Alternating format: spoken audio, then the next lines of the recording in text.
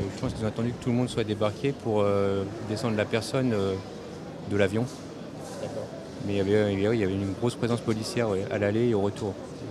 Et à l'aller, au retour, ça a été pareil? Vous pensez qu'ils l'ont déchargé avant tout le monde? Non, après, je pense. Je pense qu'ils ont d'abord fait descendre tout le monde, parce qu'il y avait encore les policiers quand les passagers sont descendus. Je pense qu'ils ont attendu que tout le monde soit évacué de l'avion pour le descendre. De l'avion, on n'a rien vu, mais on a vu beaucoup de sécurité autour de l'avion sur la piste. Mais on n'était pas au courant. À l'atterrissage, À l'atterrissage, il y a plein de gendarmes en bas qui gardaient l'avion, Pardon?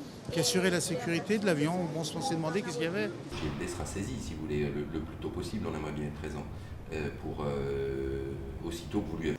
Oui, à ce moment-là, on peut effectivement dire que c'est un procès qui arrange beaucoup. Il conteste absolument les faits dont on l'accuse.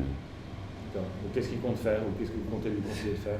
Alors, ce qu'on compte faire dès le départ, c'est que la justice française se rende compte qu'elle est incompétente pour le juger, dans la mesure où il y a une immunité, ce qu'on appelle une immunité de juridiction, c'est-à-dire que c'est un ancien chef d'État, et à ce titre-là, nous estimons qu'il ne peut pas être jugé par la justice française.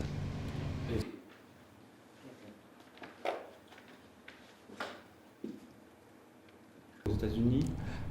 Nous souhaitons simplement que la justice soit rendue, et pour que la justice soit rendue, il faut que la justice, justement, reconnaisse qu'elle n'a pas le pouvoir de juger le général Noriega. On n'est pas dans un jugement éventuellement moral, on est dans l'application des règles de droit, dans l'application des règles juridiques que l'on a à respecter.